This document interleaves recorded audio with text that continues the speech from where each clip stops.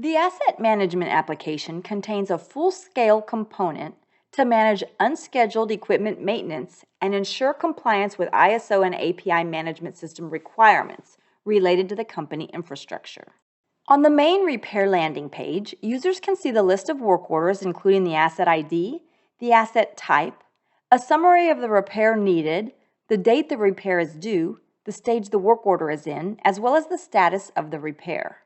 From here, users can filter the data by location, by asset type, and by the stage of the work order. Users can also print or download the information as desired. Repair admins can also use the column picker function to select different columns to display. From the work order landing page, you can click on any work order to view information about the asset, details of the repair, as well as activities pending or already completed. To create a new work order, simply click Create from the repair landing page and complete the required fields. You can select from an asset, sub-asset if the sub-asset feature is turned on in settings, or from individual items, which are non-asset related items such as a wall or a driveway. The details of the needed repair can be specified using any of the available activity template workflows or by entering a simple description. If you select Activity Template, you will see the workflow appear on the right, listing all the predefined activities for the template chosen. You can add more activities, further define specific employees to handle those activities, or create new templates if needed. Regardless of the workflow used, the Repair app ensures the repair is closed only after all planned activities have been completed. Users assigned to a repair work order can complete their activities by entering the time spent, adding relevant comments and attachments, as well as entering cost if required. Another way to look at repair activity is from the Asset landing page.